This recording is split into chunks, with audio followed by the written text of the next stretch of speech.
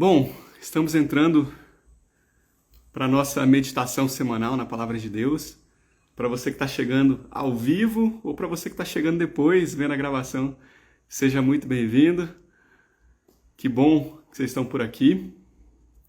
Nós vamos dar continuidade ao nosso estudo no livro de Atos, mas hoje vamos começar no finalzinho do capítulo 24 e vamos prosseguir pelo capítulo 25. Se você puder, feche o seu olho aí. Vamos só orar, consagrar esse tempo a Deus. Pai amado, é um privilégio estar na sua presença. É sempre uma alegria, meu Deus, poder meditar na sua palavra, meu Pai. Como é precioso a gente ter a percepção de que o Senhor sempre tem algo novo para nós, meu Deus. Nós podemos ler a passagem várias vezes, mas se a gente ler mais uma, o Senhor tem algo a mais para nos acrescentar. E nós pedimos que nessa noite não seja diferente, que o Senhor possa trazer aquele conhecimento que vem do alto, que só o Senhor traz. Espírito Santo, nós nos sujeitamos ao Senhor, o Senhor tem liberdade aqui. Nós pedimos, fala conosco, que seja um tempo abençoado, que seja um tempo rico na sua presença. Meu Pai, eu já te agradeço por cada vida que está aqui, seja pessoalmente, seja aqueles que verão no momento posterior, meu Deus. Em nome de Jesus, amém. Bom, como a gente estava falando então, nós estamos no finalzinho do capítulo 24 de Atos, vamos começar o capítulo 25 hoje, mas tem só um pouquinho de 24 para a gente ver ainda. Mas só para explicar para vocês, tá? O que aconteceu. Paulo saiu da terceira viagem missionária, foi até Jerusalém para levar as ofertas para a igreja lá de Jerusalém. E quando ele chega lá, que ele estava no templo, acontece um grande alvoroço, porque alguns judeus lá da região da Ásia, muito provavelmente de Éfeso, estavam no templo. Eles veem Paulo e eles começam a acusar Paulo, falando que aquele era o homem que estava revirando o mundo. E aí Paulo é acusado de se posicionar, de ir contra o templo, contra a lei, contra Moisés e de levar gentios lá no templo, que era uma coisa inadmissível. Era passível de punição com pena de morte, realmente. E aí um tumulto é instaurado. O comandante Lísias vai e tira Paulo naquele instante, comandante de Roma, e aí Paulo é levado perante o Sinédrio. Lá no Sinédrio ele faz a sua defesa. Estavam no Sinédrio os dois principais grupos, saduceus e fariseus. Tinha mais fariseus do que saduceus, mas os saduceus eram quem controlavam o Sinédrio. Então o sumo sacerdote era um saduceu. E lembrando que 40 homens, 40 judeus, fazem um voto de não comer e não beber enquanto Paulo não fosse morto. Paulo não é morto, porque ele consegue se defender de uma forma brilhante, coloca os fariseus contra os saduceus. Quando a confusão se instaura no Sinédrio, que era o tribunal superior lá dos judeus, o comandante vê aquilo, tira Paulo do Sinédrio, e aí ele fica sabendo dessa emboscada contra a vida de Paulo, dessa tentativa de assassiná-lo, e então ele leva Paulo até a cidade de Cesareia Marítima, justamente para que Paulo fosse apresentado para o governador da província. O governador da província era justamente o Lísias, Lísias era o comandante, era Cláudio Félix. E ele é levado para lá para ser julgado por Félix. Bom, nós falamos na semana passada que Félix era um homem terrível, que ele era um homem... O que eu falei para vocês? Que ele tinha alma de escravo, foi o que um certo historiador falou. Por quê? Porque ele era um escravo que foi liberto por causa do seu irmão, que tinha muita influência com o governador de Roma. E aí ele acabou parando lá na Judéia como governador da Judéia. E, gente, quando Cláudio Lísias leva para ele leva com acusaçãozinha, falando o que aconteceu. Os judeus vão até Cesareia, fazem a sua acusação contra Paulo perante o governador. E aí nós vimos essa acusação na semana passada. O que eles falaram, inclusive eles contratam um orador profissional, tamanha raiva que eles tinham de Paulo, queriam que Paulo fosse de fato morto. E logo depois Paulo vai e faz a sua defesa. E ele fala que nada do que aquilo que estava sendo dito era verdade, inclusive aqueles que tinham acusado Paulo de ter entrado com um gentil no templo, que não tinha acontecido, diga-se de passagem, nem estavam presentes. Bom, o que acontece então? Foi onde a gente parou. Nós paramos, estou procurando aqui o versículo, gente, para a gente começar por aí. Estou na parte errada. Vamos lá. Pronto.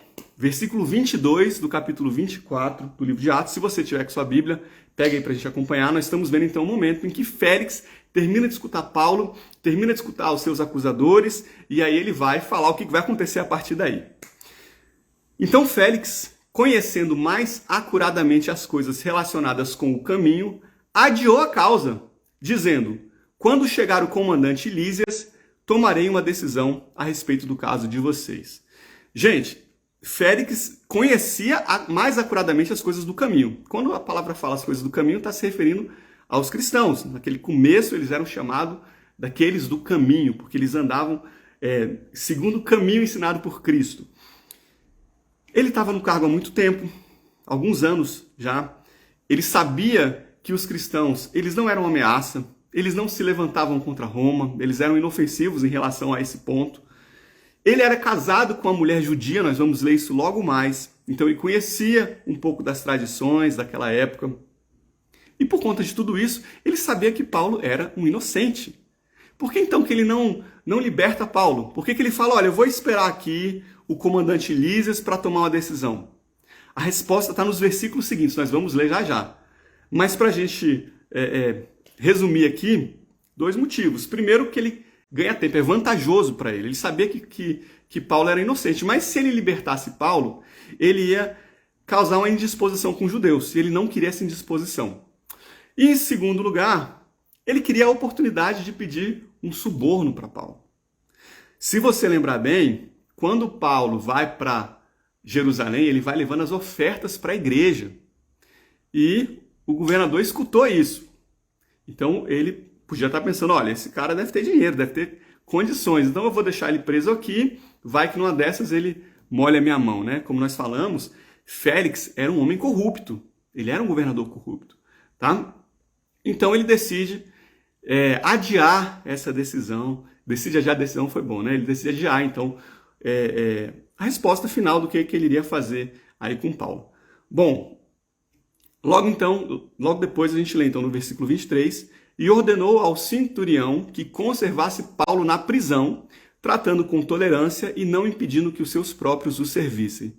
Aí o Xande está perguntando, já tinha isso naquela época? Já tinha isso, você acredita? Já tinha naquela época e tem hoje também. Bom, naquela época também, quem era cidadão romano tinha um pouco mais de liberdade. Para muitos encarcerados, receber coisas de fora era algo difícil, então era comum ter suborno ali para os soldados, para os centuriões. Por isso que o governador vai e já fala, olha, dá mais liberdade para Paulo, ele é um cidadão romano, ele já sabia que Paulo era inocente, então deixa que as pessoas venham à vontade para trazer o que quiser, para se encontrar com Paulo. Tá? Versículo 24. Passados alguns dias, Félix veio com Drúzila, sua mulher, que era judia. Então, Félix, que é justamente aquele de quem nós estamos falando, depois de alguns dias que Paulo estava preso, aparece com sua esposa, Drúzila, que era uma mulher judia, tá? Drúzila, gente, ela era filha de Herodes Antipa I, ou Herodes Agripa I. Será que você lembra dele? Foi aquele que mandou matar Tiago, aqui no livro de Atos mesmo. Ela era neta de Herodes Antipa, que era pai de Herodes Agripa I, que é aquele que mandou prender e matar João Batista, lá nos Evangelhos, que por sua vez era filho de Herodes o Grande, que foi o primeiro Herodes que aparece nos Evangelhos. Aquele lá de quando Jesus nasce, que os reis magos conversam com ele. Aí ele fala, quando você achar aí esse rei judeu que nasceu, você vem falar comigo para que eu possa adorar. Mas na verdade ele queria era o quê? Matar. E aí quando ele vê que aquilo era engano, que os reis magos não voltam, ele simplesmente manda matar os bebês da região. Então a gente vê que era uma família bastante complicada, né? Então nós temos Herodes o Grande, foi o primeiro Herodes que apareceu lá atrás. Nós temos Herodes Antipa, que foi o que mandou matar João Batista. Nós temos Herodes Agripa I, que foi aquele que mandou matar Tiago no livro de Atos e depois foi comido por bichos. E agora nós vemos aqui Drúzila, que era a filha desse cara, Herodes Agripa, e que está justamente casada com Félix. Inclusive, o irmão dela, que era Herodes Agripa II, vai aparecer logo mais, no capítulo seguinte. Ela era casada com outro homem, casou muito nova, e aí Félix vai e consegue seduzir para que ela separasse do cara e casasse justamente com ele. Então, era o terceiro casamento já do governador Félix e era o segundo casamento de Drusila. Gente, quando esses dois vão até Paulo, olha que coisa impressionante. Paulo não alivia, lembrando que esse cara é quem estava ali para dar a sentença de Paulo. Então, a liberdade de Paulo estava nas mãos dele. Paulo podia tentar aliviar, contemporaneizar a situação, né? Passar um paninho aqui, um paninho ali, mas olha o que acontece. Mandou chamar Paulo. Então, voltando aqui, passaram alguns dias, Félix veio com Drusila, sua mulher, que era judia.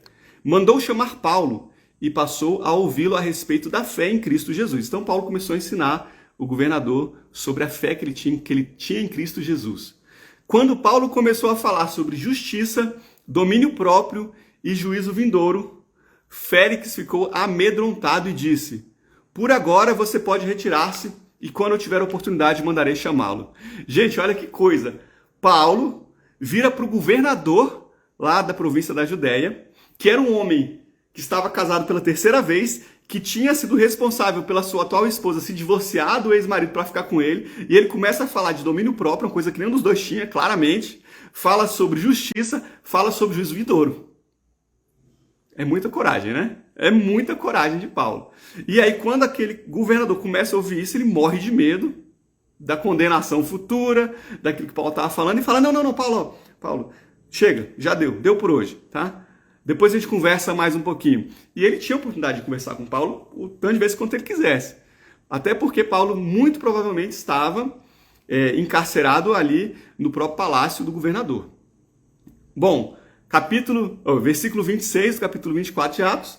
Ao mesmo tempo, esperava que Paulo lhe desse dinheiro. Olha aí, o motivo dele ter prendido Paulo também. Esperava que Paulo desse dinheiro para que ele soltasse Paulo. Por isso, chamando mais frequentemente, conversava com ele. 2 anos mais tarde, Félix teve por sucessor Pórcio Festo e como Félix queria assegurar o apoio dos judeus, manteve Paulo encarcerado. Então, do começo desse capítulo até esse último versículo se passa o quê? 2 anos. Na verdade, do versículo anterior até esse, 2 anos então se passam, gente. Olha que coisa. Pórcio queria assegurar o apoio dos judeus, mantém aí Paulo preso por 2 anos. Se Paulo oferecesse um suborno, ele liberava antes, seria bom para ele. Se não oferecesse suborno, seria bom também, porque ele continuava com o apoio dos judeus. Paulo não ia oferecer suborno, claro. Acaba que Paulo fica preso por 2 anos. E só não ficou preso por mais tempo porque em determinado momento Félix é mandado embora do governo da Judéia e um outro governador é colocado no seu lugar, justamente Pórcio Festo. A maioria dos historiadores acredita que Pórcio Festo assumiu por volta do ano 59 e 60 depois de Cristo, para você poder aí colocar na linha do tempo aí na sua mente, para você situar melhor os acontecimentos que está aqui, que estão narrados no livro de Atos, tá bom, gente? Bom, então a gente fechou o capítulo 24, vamos seguir para o capítulo 25 agora. Versículo 1, vocês estão com sua Bíblia aí? Pega a Bíblia para a gente acompanhar a leitura. Ó. Capítulo 25, versículo 1. 3 dias depois de ter assumido o governo da província, Festo saiu de Cesareia e foi para a cidade de Jerusalém. O governador morava em Cesareia Marítima, cidade costeira, mas Jerusalém era a cidade mais importante da Judéia, então eram frequentes as vezes em que ele ia lá para Jerusalém. Nós falamos já várias vezes, né? Inclusive nas festas do calendário judeu, eles sempre desciam para Jerusalém, porque Jerusalém ficava lotada de pessoas. E aí ele vai lá para a Judéia, vai conhecer as pessoas, vai falar com os principais da cidade, vai fazer a política, certo?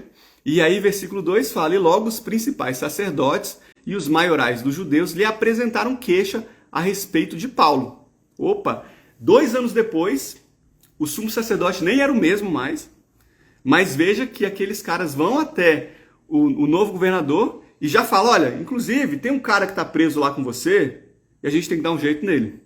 Já começa a botar lenha naquela fogueira para que Paulo fosse finalmente pego por eles. Versículo 3. Contra ele, pediram a Festo o favor de mandar que ele fosse trazido a Jerusalém. É que eles tinham armado uma emboscada para matar Paulo no caminho. Lembra que quando Paulo estava preso em Jerusalém, aqueles 40 se organizaram para fazer aquele voto de que não comeriam nem beberiam enquanto Paulo não fosse morto. E eles combinaram com o sumo sacerdote o quê? Olha, chama Paulo para o sinédrio como se você quisesse ouvir mais alguma coisa dele, e no caminho a gente vai e mata. Não deu certo, porque o sobrinho de Paulo escuta, leva até o comandante Lísias, Lísias fica sabendo e rapidamente tira Paulo de Jerusalém e leva para Cesareia. Agora, olha como a coisa evoluiu. O que a gente está vendo é que os próprios principais sacerdotes e maiorais, ou seja, os saduceus que lideravam o sinédrio, agora são eles mesmos que já queriam armar emboscada para Paulo ser morto no meio do caminho quando ele tivesse vindo de lá da Cesareia para Jerusalém. Eles não estavam nem aí para a justiça, eles queriam matar Paulo. Não interessa o que o tribunal achava, eles já tinham decidido, sentenciado Paulo de forma indevida. Festo, porém, respondeu que Paulo continuaria preso em Cesareia e que ele mesmo, muito em breve, partiria para lá. E concluiu: aqueles de vocês que estiverem habilitados me acompanhem, e havendo contra este homem qualquer crime, acusem-no. A gente não tem muita informação sobre o Pórcio Festo, mas o Flávio Joséfo, que é o principal historiador judeu daquela época, ele fala de Festo de uma forma bastante positiva. Ele era muito melhor do que o seu antecessor e do que o seu sucessor, inclusive. Foi um administrador eficiente, ele apaziguou muitos tumultos, e veja que ele começa bem, né? Ele tinha que chegar realmente construindo pontes, conciliando, ouvindo as pessoas influentes. Então, quando eles escutam aqueles principais judeus falarem: olha, tem um cara aí que está preso há muito tempo, a gente quer que faça o julgamento dele, ele rapidamente fala: não, tudo bem, vamos botar para julgamento, vamos ouvir. E veja que ele não se vende nesse ponto aqui. Até agora nós não temos nada contra ele. Ele fala: não, mas a gente vai fazer isso lá na Cesareia, porque esse é o protocolo. Eu não vou trazer para Jerusalém. A gente vai julgar lá. Então, quem de você tem alguma acusação contra Paulo, vai até a Cesareia, eu vou estar lá com Paulo, e você apresenta a sua acusação e a gente vê o que vai virar a partir daí. Tá? Bom, estão acompanhando, gente? Estão acompanhando bem a leitura? Bota aí no comentário. Lembrando, nós estamos no capítulo 25 de Atos, hein? Paulo preso em Jerusalém, levado até Cesareia. Beleza. Versículo 6 agora. E não se demorando entre eles mais de 8 ou 10 dias, ou seja, ficou lá em Jerusalém por mais uns 8, 10 dias, e aí ele vai até a Cesareia. E no dia seguinte, assentando-se no tribunal, ordenou que Paulo fosse trazido. Gente, olha que julgamento rápido, né? Que celeridade. Ele não esperou 2 anos, igual a gente viu que aconteceu lá com Félix. Ele já sentou, assumiu, foi para Jerusalém 3 dias depois de ter assumido a província. Os caras falaram que Paulo estava lá preso. Depois de 10 dias ele volta para Cesareia e imediatamente, no dia seguinte, ele já chama Paulo para o tribunal.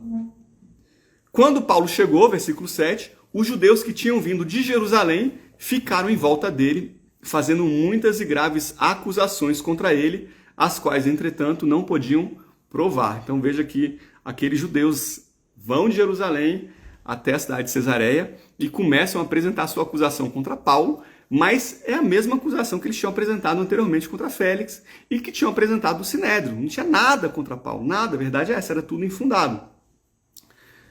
Então Paulo, defendendo-se, disse: nenhum pecado cometi contra a lei dos judeus, nem contra o templo, nem contra César. Então Festo, querendo assegurar o apoio dos judeus, olha aqui, ó, parece que vai pisar na bola, hein? Perguntou a Paulo: você gostaria de ir a Jerusalém e ser ali julgado por mim a respeito dessas coisas? Gente, Festo não queria se comprometer ali com os judeus, com os principais. Ele sabia que ele precisava do apoio daqueles caras, eram as pessoas mais influentes que mandavam na cidade, que mandavam na sociedade. E aí ele já deve ter percebido a essa altura que Paulo realmente era um homem inocente, mas ele, para não se complicar com os judeus, para não livrar Paulo de vez, ele vira e fala assim: Paulo, você quer ir para Jerusalém e a gente faz o seu julgamento lá? Mas olha só, eu é que vou julgar, não vai ser o Sinédrio, tá? Meio termo aí. É claro que Paulo não queria isso. Paulo queria, ele já sabia da intenção por trás. Ele tinha saído de Jerusalém justamente porque os caras queriam matá-lo, né? E lembrando que quando Paulo foi encarcerado lá na fortaleza de Antônia, isso ainda em Jerusalém, antes dele ser levado para lá, para Cesareia, isso vai estar no capítulo 22, salvo engano. Jesus aparece para Paulo quando ele estava preso, e aí fala que convinha que Paulo fosse... deixa eu ver se eu acho isso aqui. Que convinha que ele ainda iria até a Roma, até a cidade de Roma. Aqui, ó, tá no 23. Na noite seguinte, o Senhor, pondo-se ao lado de Paulo, disse, versículo 11, coragem, pois assim como você deu testemunho a meu respeito em Jerusalém, é necessário que você testemunhe também em Roma. Então o Senhor já tinha aparecido para Paulo lá em Jerusalém, quando ele estava preso, depois de ser ouvido pelo Sinédrio, e já tinha falado, Paulo, ó, você vai dar o meu testemunho lá em Roma. Paulo não queria voltar para Jerusalém. Paulo já estava com Roma na cabeça. Inclusive, se você lembra aí, lá do início também de Atos, quando tem a conversão de Paulo, que Paulo está com Ananias, capítulo 9 ainda, que o Senhor vira e fala assim, olha, vai lá até Paulo e restaura a vista dele. Ele fala, Senhor, mas você sabe quem é Paulo, você sabe o que ele faz com os cristãos, ele persegue. E aí o Senhor fala, olha, ele é um vaso em minhas mãos. E ele ainda vai dar o testemunho perante reis. Olha aqui, Paulo, falando com autoridades. Né? E a gente vai ver ele falar com o rei logo mais. Tá? Paulo, então, não queria ir para Jerusalém. O que ele faz? Versículo 10, capítulo 25. Paulo respondeu, estou diante do tribunal de César, onde convém que eu seja julgado. Ou seja, eu estou no lugar certo, eu não vou voltar lá para Jerusalém. Eu não fiz mal nenhum aos judeus, como o Senhor sabe muito bem. Se de fato pratiquei algum mal ou crime digno de morte, eu estou pronto para morrer. Olha Paulo reforçando ainda mais a inocência dele. Olha, se eu fiz alguma coisa que é passível de morte, eu não tenho medo de morrer não. Eu sei para onde eu vou. Pode me matar. Agora, se eu não fiz, se pelo contrário não são verdadeiras as coisas de que me acusam, ninguém pode me entregar a eles. Apelo para César. Então, Paulo, por ser um cidadão romano, tinha o direito de apelar para ser ouvido pelo imperador. Naquela época, o imperador já era Nero. Nero ainda não estava ali com aquela perseguição em cima dos cristãos. Ele ainda não tinha mostrado quem ele verdadeiramente era. Né? E claro que se ele chegando lá em Roma, dificilmente ele seria ouvido por Nero, de forma pessoal. Né? Provavelmente Nero delegaria esse julgamento para alguma outra autoridade. Mas ele apela para Nero. E para o governador, Festo, ficaria ruim negar esse pedido, porque parecia que estava usurpando aquela autoridade de Nero. Então, no versículo 12, Festo, tendo falado com o conselho, respondeu, já que apelou para César você irá. Ou seja, você pediu para ir para César, então em vez de ir para Jerusalém, eu vou te mandar lá para Roma para você fazer a sua defesa diante de César. Aí, gente, olha que curioso. Passados alguns dias, o rei Agripa e Berenice chegaram a Cesareia a fim de saudar Festo. Lembra, Festo tinha acabado de assumir o governo da Judéia. Quem aparece lá quando você tem um novo governante? Outras pessoas vêm fazer aquele protocolo, né, de boas-vindas, que bom que você está agora aí. E quem aparece para dar boas-vindas para Festo é justamente o rei Agripa. Esse rei Agripa aqui é Herodes Agripa II, filho de Agripa I, nós acabamos de falar dele, e irmão justamente de Drusila. Ele chega aqui agora para falar com o rei, para ver o Festo, e ele chega com Berenice. Berenice era sua irmã também lá de Drusila, e o que muitos afirmam daquela época é que eles tinham um relacionamento incestuoso. Tá? Agripa e Berenice eram irmãos, mas tudo indica que eles tinham um relacionamento de fato. Eles chegam até Cesareia para saudar Festo. E, gente, Agripa, por que ele não era o governador da Judéia, se o pai dele foi governador da Judéia? E quando o pai dele, Agripa I, morre, ele era muito novo. Então eles decidem não colocar Agripa II para governar a Judéia, dão para ele um outro território um pouco menor, a região da Palestina. Ele defendia muito seu povo, mas ele também era fiel a Roma. E aí naquele momento, quando então nós vemos Festo assumindo, ele vai até lá para saudar Festo. E aí a gente chega no versículo 14, como se demorassem ali alguns dias, Festo expôs ao rei o caso de Paulo, dizendo: Félix deixou aqui preso certo homem, a respeito de quem os principais sacerdotes e os anciãos dos judeus apresentaram queixa, quando eu estive em Jerusalém pedindo que o condenasse. Eu lhe disse que não é costume dos romanos condenar quem quer que seja, sem que o acusado tenha presentes os seus acusadores e possa defender-se da acusação. Ou seja, ele está relatando então para Agripa II o que aconteceu, como é que ele chegou até aquele ponto. Assim, quando eles vieram para cá, sem nenhuma demora, no dia seguinte, assentando-me no tribunal, eu determinei que o homem fosse trazido. Tudo verdade até agora. Levantando-se os acusadores, não mencionaram nenhum dos crimes de que eu suspeitava. Traziam contra ele algumas questões referentes à sua própria religião e particularmente a certo morto chamado Jesus, que Paulo afirma estar vivo. Lembra que ele é um romano, ele provavelmente não conhecia a história dos judeus, né? Não conhecia o que os cristãos pregavam. Então ele escuta Paulo, ele tinha ouvido o que os acusadores tinham falado, colocou uma imagem na cabeça, e quando ele escuta o Paulo e vê tudo aquilo sendo apresentado no tribunal, ele percebe que não é nada do que ele imaginava, e que não tinha nada que ofendesse Roma. Estando eu perplexo quanto ao modo de investigar essas coisas, perguntei-lhe se queria ir a Jerusalém para ali ser julgado a respeito disso.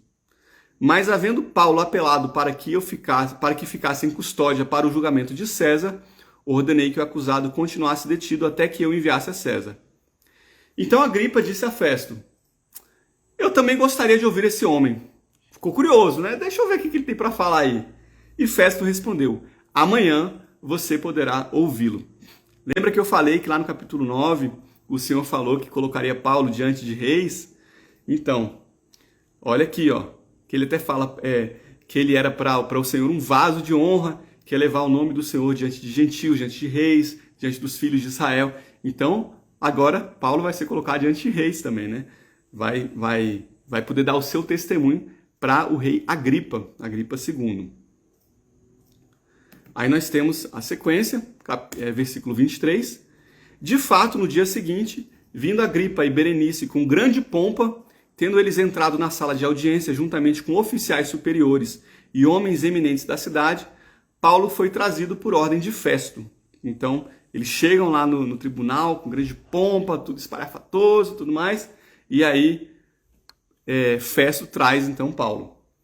E Festo fala: Rei Agripa e todos os senhores aqui presentes. Gente, olha que curiosa essa fala do Festo, né, do governador Festo. Rei Agripa e todos os senhores aqui presentes, vejam esse homem, por causa de quem toda a multidão dos judeus recorreu a mim, tanto em Jerusalém como aqui, clamando que não convinha que ele vivesse mais. Porém, eu achei que ele não tinha feito nada que fosse passível de morte. Olha ele admitindo aqui que Paulo era inocente, que não tinha nada de verdadeiro nas acusações. Entretanto, tendo ele apelado para o imperador, resolvi mandá-lo para lá. Que coisa doida, né? Coisa maluca. Olha, aqui está o homem que todo mundo pediu para matar, para morrer. Eu ouvi, eu não achei que tinha nada passível de punição, mas ele pediu para ser ouvido por César, então em vez de eu inocentá-lo, eu resolvi mandar ele para César. É isso que está acontecendo aqui. Chega a ser cômico, né? Mas, gente, lembre-se que tudo isso estava dentro da providência de Deus. O Senhor já tinha aparecido para Paulo e falado que convinha que ele fosse até Roma para pregar o evangelho. E aqui nós vemos aquilo que Deus prometeu para Paulo se cumprindo. Tudo está caminhando naquela direção. Gente, tudo sempre caminha conforme a direção de Deus. Por mais que as coisas pareçam que estão indo da forma errada, da forma indevida, o Senhor sempre está no controle, ele nunca perde o controle da situação. E aí, olha o que o governador admite. No entanto, a respeito dele, Paulo, eu nada tenho de mais concreto que possa escrever ao imperador. Por quê? Porque quando se mandava um prisioneiro para ser julgado perante o imperador, você tinha que escrever. Olha, esse cara foi pego fazendo isso, a acusação dele é isso e aquilo, tudo mais. Então ele está falando, olha, eu vou mandar para o imperador porque ele pediu para ser julgado pelo imperador, mas eu não sei nem o que eu vou falar para o imperador. Não tenho a menor ideia, porque eu não vi nada de errado desse cara. Então, rei Agripa, eu trouxe esse homem à sua presença. Aí ele fala, olha, por isso eu trouxe a presença dos senhores, ou seja, aqueles oficiais superiores, e especialmente a sua presença, ó rei Agripa, para que, feita a arguição, eu tenha alguma coisa que escrever. Ou seja, ele joga a bola para o rei Agripa. Rei Agripa, eu não sei o que eu vou botar aqui, mas você, rei Agripa, é o melhor homem para falar o que eu posso colocar, porque você conhece da lei romana e conhece da lei judaica. Então você é a melhor pessoa para me ajudar. Aí ele continua, porque não me parece razoável enviar um preso sem mencionar ao mesmo tempo as acusações que existem contra ele. E é isso que acontece aqui. Ele fala para o rei Agripa, então, ó rei, me ajuda aí nessa, me ajuda a escolher o que eu vou colocar aqui na carta para mandar para o imperador, para que ele saiba por que Paulo está sendo enviado na presença dele. E aí, gente, aqui a gente acaba o capítulo 25 do livro de Atos. E aí começa o capítulo 26, tá? Deixa eu ver aqui o horário, deixa eu ver se a gente deixa o 26. Eu acho que a gente vai deixar o 26 para falar na semana que vem, só para a gente não começar e interromper. Senão, a gente não vai conseguir acabar em 5 minutinhos e eu vou passar do horário. É melhor parar um pouquinho antes aqui, para não avançar muito na hora.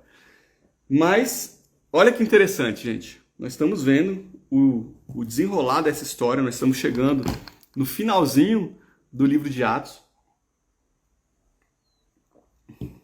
Paulo já está quase a caminho de Roma, mas antes ele vai falar diante do rei Agripa e da sua irmã, com quem ele tem um relacionamento incestuoso, né? Berenice. Mas a gente vai ver o que ele fala na semana que vem. Amém? Glória a Deus. Pai, muito obrigado por esse tempo. Muito obrigado, meu Deus, por poder ler um pouco mais a sua palavra, poder ser fortalecido vendo o testemunho de homens que mudaram esse mundo, que foram fiéis ao Senhor, meu Deus, que não tiveram medo de seguir-te até a morte, se necessário fosse, Pai. Estamos vendo aqui Paulo mostrando que ele é um verdadeiro seguidor de Cristo, assim como Cristo foi levado a um julgamento injusto e padeceu em nosso lugar. Paulo está aqui também sendo levado a um julgamento injusto, meu Deus. E com a fé inabalável, confiando no Senhor, meu Pai. Nós pedimos que nós também possamos responder da mesma maneira quando estivermos diante de circunstâncias que aos nossos olhos nos pareçam desfavoráveis, meu Deus. Que nós possamos lembrar que o nosso mestre sofreu, nosso mestre foi perseguido. E se perseguir o nosso mestre, nós também seremos perseguidos, meu Pai. Mas que, mesmo diante da perseguição, nós possamos manter firme a nossa fé e confiar sempre em Cristo Jesus, sabendo que nada sai do seu controle, meu Deus. Nós pedimos para que o Senhor fortaleça sempre essa verdade no nosso coração, meu Pai. Assim clamamos e te agradecemos por esse tempo, em nome de Jesus. Amém. Glória a Deus, gente.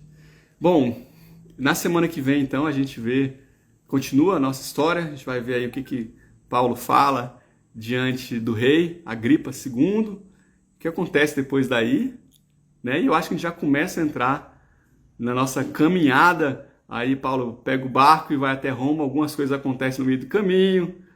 Eu vou falar aqui que eu não quero dar spoiler, mas eu espero que não seja spoiler para ninguém, né? Porque eu acho que todo mundo aqui já sabe o que acontece com Paulo, que vocês têm que ler a Bíblia, hein, galera? Então, eu recomendo, inclusive, que se você puder, eu acho que você pode, acho que você vai ter tempo, você leia o próximo capítulo, capítulo 26, para que você chegue aqui, com tudo na ponta da mente, tá bom? Na ponta da mente é bom, né? Tudo na mente, na cachola aí, para a gente poder meditar na palavra de Deus. Amém? Semana que vem, se Deus assim permitir, estaremos aqui juntos e a gente continua a nossa leitura, tá bom? Beijão no coração de vocês e até mais!